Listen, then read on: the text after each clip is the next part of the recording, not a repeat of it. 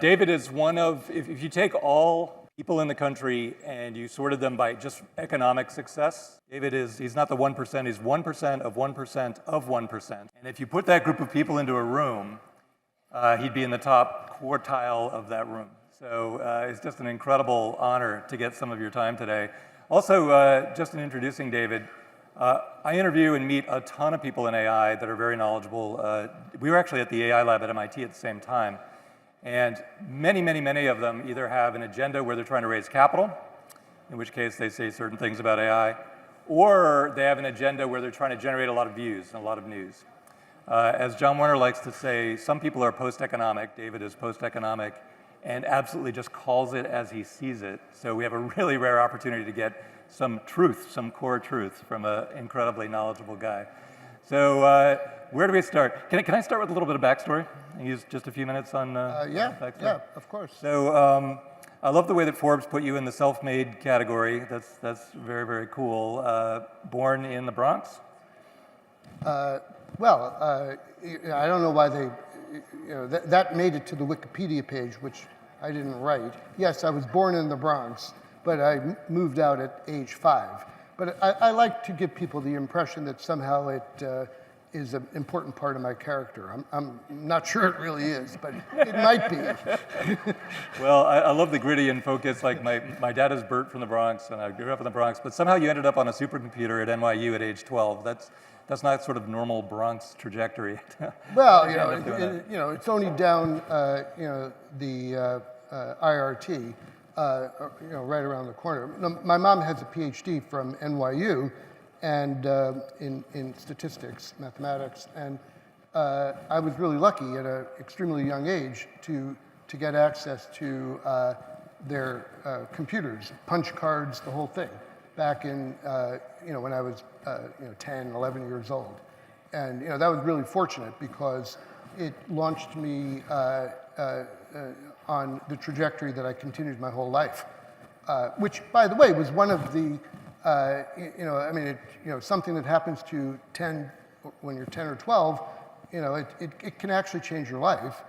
And it makes me super interested in things like Scratch, which I've, been very focused on, pretty much since its inception, trying to inspire young kids. I think we, in our society, don't do a particularly great job of inspiring young people to want to achieve. Yeah, so you're on a supercomputer at age 12. Somehow I heard you in one of your podcasts say that 2001 Space Odyssey was the inflection point for you, because you had an entire career in AI for investing. It's obviously worked incredibly well. Was that the inspiration? Well, I'm not sure a lot of people recognize this, but the origins of interest in AI go back to even practical computers.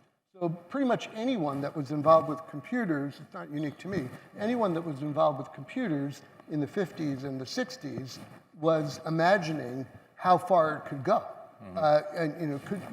We all, I don't think there was one person back then that didn't wonder about, when we're going to have a computer that, is, more intelligent than a human. But I watched that movie, and the movie was a great science fiction movie, and it just was fascinating to see how they portrayed Hal. And so I wouldn't say it made me want to pursue AI. What made me want to pursue AI was really just being fascinated with computers when I was a little young kid. And then so we overlapped at the MIT AI lab. You were there as a grad student, so you're sort of official. I was there as an undergrad, so I kind of snuck in and under the radar as much as I could be. But incredibly fertile place, though, in NE43, 545 Tech Square. And so what was the journey that led you to the MIT AI lab? And you went Princeton, then MIT. Well, I mean, at that point, there were only a couple of choices to go either to, if you really wanted to get involved with AI at that point, the action was either at MIT or Stanford or, maybe one or two other schools, Carnegie Mellon. Yeah. I mean, that was it. It's kind of hard to believe, but it was like, not a lot of people. And I just wanted to do that because, look, I still believe that the potential for computing has been, we've scratched the surface, and that, one of the big disagreements I have sort of with the way AI is characterized today is that a lot of people are basically calling it a solved problem, and we just have to, scale it up and we're done. Yep. And,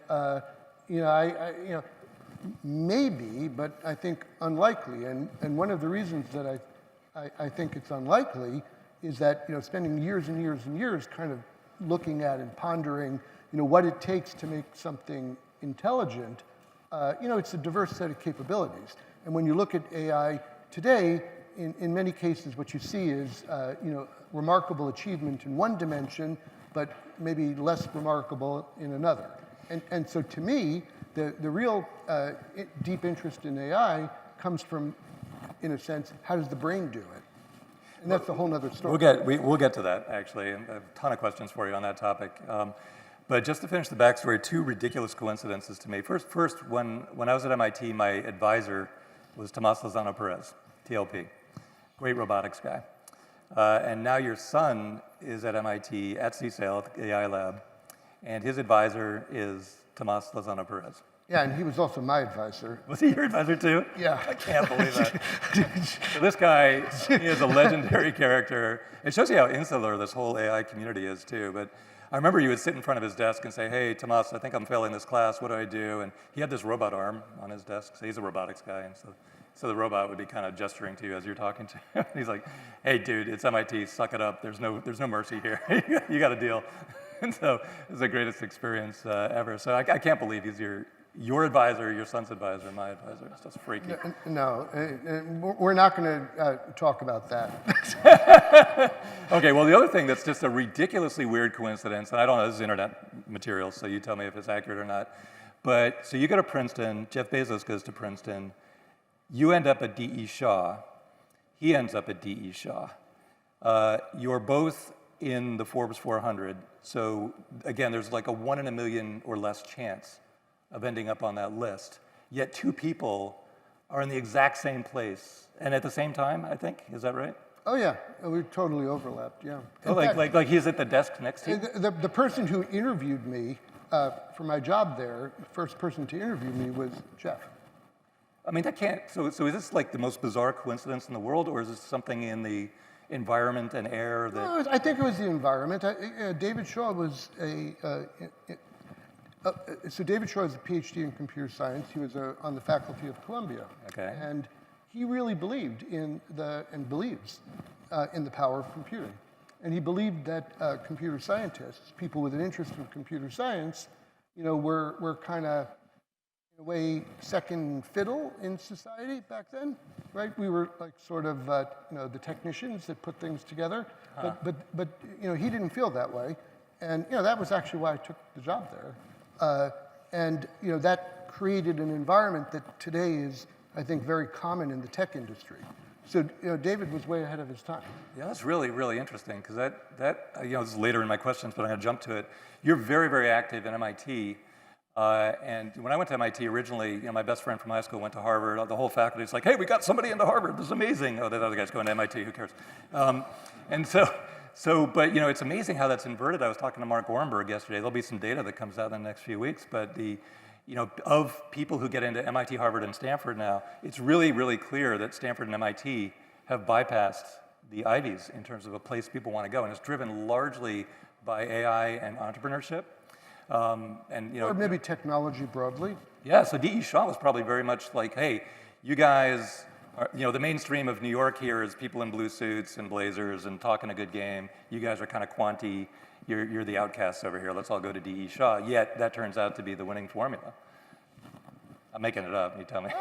You're like, yeah, maybe not. Look, it was still back in. That was back in '91, and back in '91, computers were still primarily a back office kind of thing, and weren't considered to be a key part of decision making, mm-hmm. and so the transition has occurred fairly gradually. It's accelerated with AI. Yeah, big time. I can feel it actually around Cambridge. It's just in the last couple of years. Part of it is driven by AI, part of it is driven by Iron Man movies, because Tony Stark is the inspiration for this whole generation. So in balance, talking about movies, I really feel that technology has always worked its way into movies, especially AI. 2001 was like the first one, but it goes on and on and on. And just an observation that I think is very true is in the U.S. movies have basically been made about how AI is dangerous and robots are dangerous. Yeah, Terminator. And even 2001, right? Hal was killed off the crew. Yep. And in like Japan, for example, robots are portrayed as being helpful and kind. I think a lot of the sort of the fear going on even today can be pushed back to Hollywood and how they because AI just has never been portrayed as a good thing in culture. And in other cultures like Japan, it has.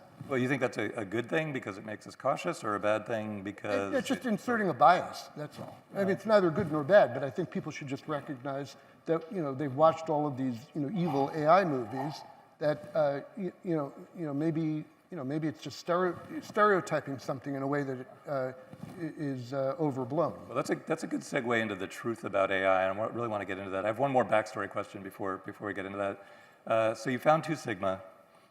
2 sigma is clearly 2 standard deviations, but of what? What does it mean? What does it mean? What does it mean? Where did it come from?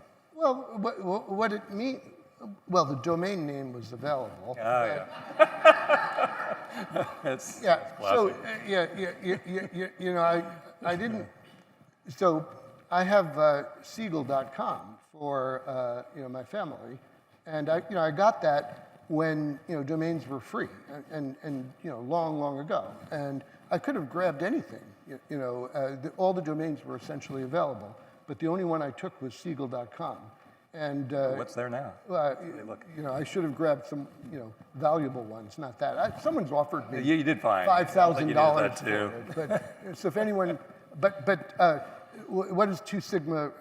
What it meant, it's what you said. Like in investing, if you want to do something with like a 6 sigma confidence, which is maybe something good for manufacturing quality, you'll never make an investment. You'll just, because you can never get that much confidence. Okay. And so you have to pick a certain level of confidence when you're making an investment.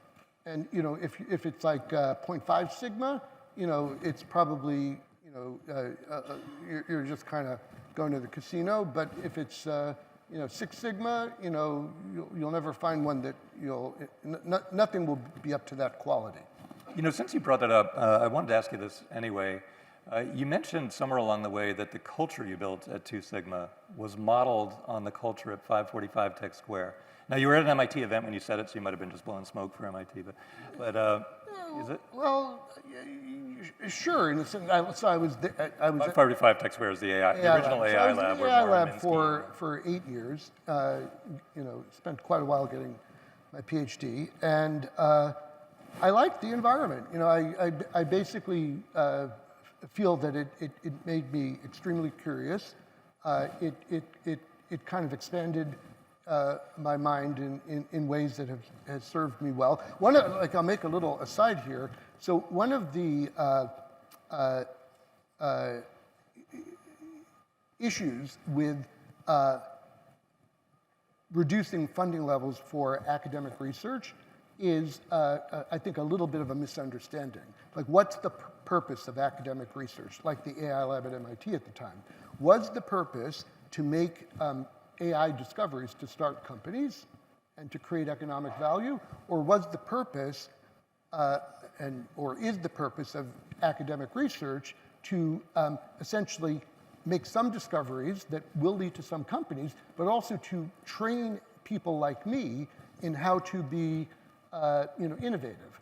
And so I think that primarily, thank you, primarily that the purpose of academic research is to build this kind of vibrant community of young people who are well equipped to conquer problems throughout society. Most of the people that go through PhD programs don't even stay in academia, maybe half, or less than half. It depends on the school. And so we have to be careful. So, okay, back to the AI lab. My PhD work was whatever, but the point is I was with really smart people. It broadened my horizons. It changed my expectations of the world. It taught me how to be disciplined. And then, I went off and I did well. And so that environment, I think, is a good environment to have even in a corporate setting. Because to get the most out of a group of people, you got to make them curious. You want to make them feel that they can push on the boundaries and they shouldn't be afraid to do so. That's really, in my mind, what an academic research environment does at its best. Okay, so let me ask you about the most important topic then. So the truth about AI. So a lot of the people that we interview, talk to, whatever, they have an agenda. And you're post-economic, you don't have an agenda. Well, what is your agenda? What's my agenda? Look, I don't really have an agenda. So I care about the world, right? I don't want the place to fall apart. I'm passionate about the benefits that technology can bring to the world. I've devoted my life to trying to solve hard problems with technology, and I think if we can better harness technology, period, and AI is part of it, we'll make society much better. And that's what my foundation focuses on. And so, look, I'm not going to change the world, but I do want to nudge people to think about the role of technology in society in a very positive way, and to be more open, sort of the way I was in my lifetime, to how you can do things differently on a, either in your business or more broadly, using technology. That's just what I've done. And it's worked out well for me, and so I want to share that. Well, let's speak to the geeks for about 5 minutes here. Satyan, listen. So when I think about people that have an agenda in AI, you've got the group of people that say, look, AGI is coming tomorrow. Now give me $1 billion valuation. Okay, that's one group. And there's another group that say, AGI is coming tomorrow. It's going to destroy the world. Everybody panic. And they're after ad views. They're after, like, I just want to whip up an audience, get a huge amount of views, and sell ads. So you're in neither of those camps. And you have an incredible perspective, having been in all the hotspots of AI.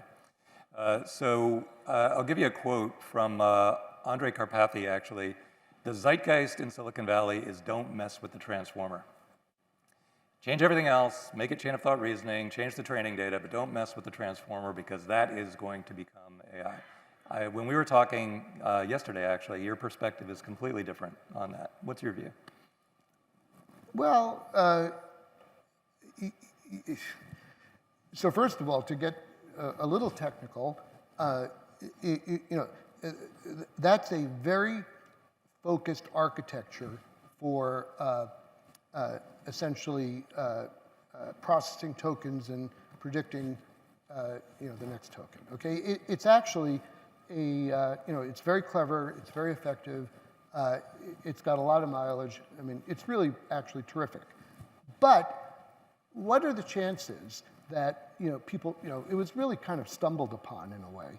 So what are the chances is that solved the problem, right? Like it's possible, but there are endless other ways that you could look at how do you build reasoning into a system, and so I think that just by no real logic beyond what I said, which is okay, maybe we got extremely lucky and we stumbled upon the solution to superintelligence, whatever that means. Okay, maybe we just stumbled upon it. Okay, now the other possibility is it's really, and this is usually the case with all technology, usually you stumble upon something, it's really good, but it has limitations, and then there are other things that may be related to it or completely unrelated to it, but are inspired by it, or maybe not even inspired by it, that are better. That is the natural progression of all technology. And so I'm not, negative. I'm not saying that transformer-based architectures and layering agents onto them and, it's essentially now, it's moved. By the way, one of my other, observations is that it started out as a very elegant design, and it's no longer elegant. So now it's turning into, hackery in a sense, where people are layering all kinds of things onto it to make up for shortcomings that they've observed.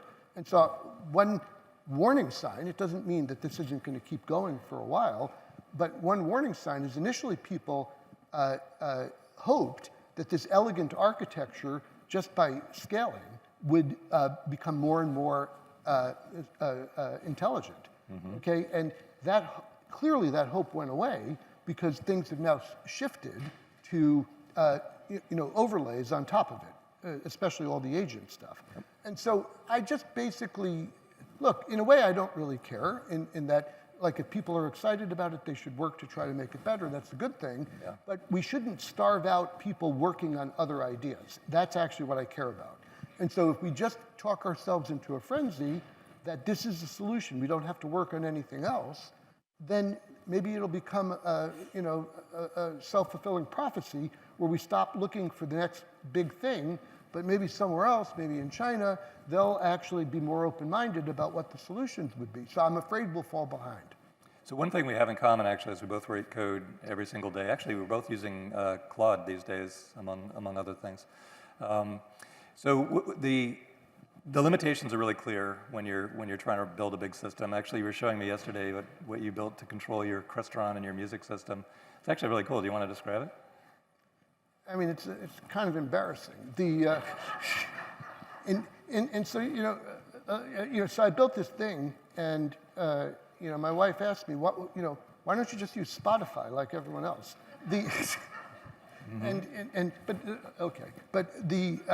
I was kind of curious as to how far, I read about AI coding, and I wasn't doing it.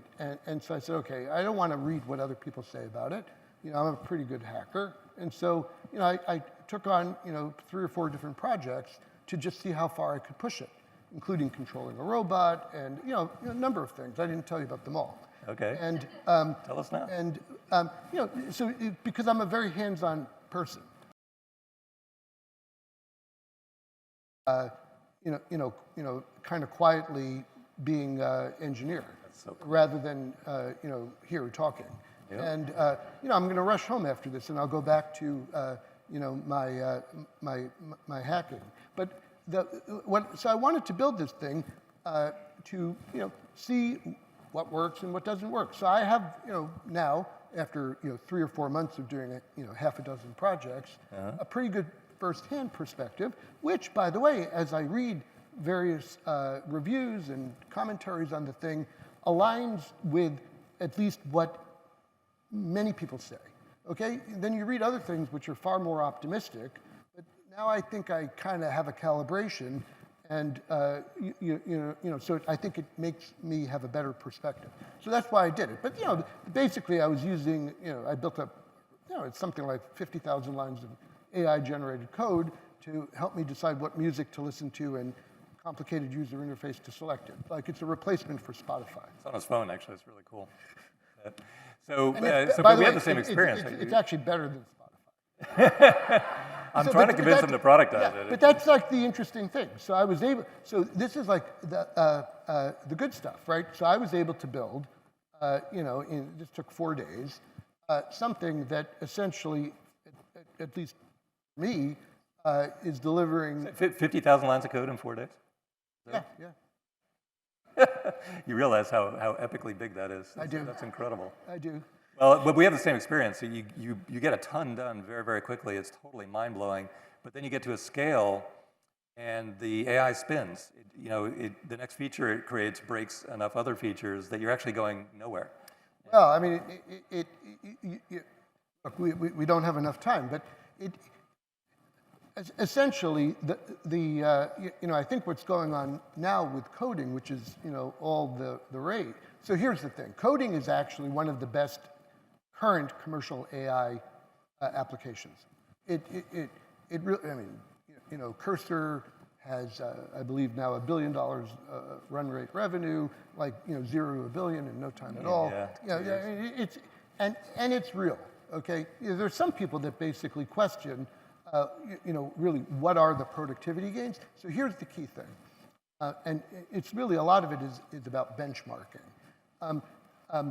How do you evaluate the benefit that you're getting? Like, AI in the lab is a lot of fun, okay? That's okay. But how about AI practically for business to actually do things, okay? We're at that phase where we now need to demonstrate that this technology is useful in a commercial sense. And so that turns into actually like a benchmarking problem. So like if a company is going to deploy AI and use it to get rid of junior programmers, as some of them say they're doing, or use it to, I don't know, change how they think about the cost of developing code, they've got to measure it pretty carefully to understand, are they getting the productivity gains that they wanted? And, you know, it's a mixed bag. You know, some people have, this organization, Meter, just released a report, I might quibble with it, but basically claims that net, the productivity gains from AI programming are pretty low, maybe 0. But, and the reason being is what you said, which is you move really fast and then you go really slowly. And so it's very difficult to measure. And if we have trouble measuring and benchmarking, then it makes it hard to improve things. So if I go with this theme that transformers have become more of a religion than a science, and then think about our experiences, both writing code and how at a certain scale you get stuck, is that the inspiration for Open Athena? Can you tell us a little bit about, are you talking about Open Athena, by the way? I don't want to... Yeah, of course. So one of the nonprofit activities I'm involved with is, well, let me back up a second. So I'm very interested and believe that current AI capabilities will really enhance scientific discovery. And putting aside quibbling about how good is it at coding, there's no question that AI methods, machine learning methods, large language models, and so forth, have many very useful applications. And in many fields of science, not the people developing AI, but the people trying to use AI, like a material science department at a university, everyone recognizes that we have a lot of data.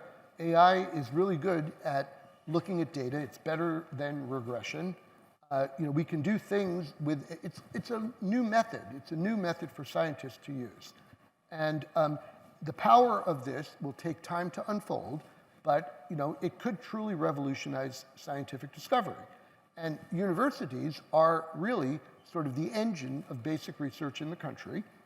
And we rely on universities to make breakthroughs in medicine, material science, chemistry, you name it. Universities are really the lowest level of this remarkable innovation ecosystem that we have in America.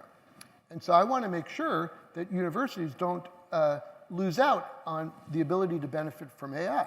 But here's the problem, that there's a lot of engineering work that, AI isn't a magic thing.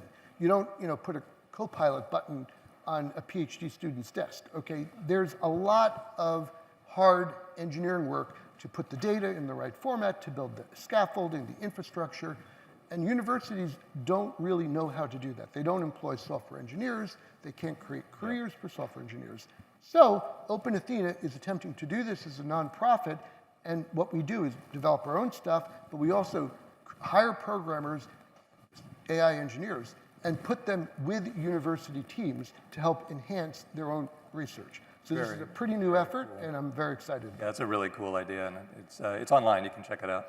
So David, unbelievable that you gave us time today. I know your comfort zone is hacking away and not sharing with the world, but it inspires so many people, and so it's look at more GitHub. We can get up. And you coming back to Davos this year? I will be. Oh, fantastic. Well, so we'll be on stage again. All right. Take care. Thank you, everybody.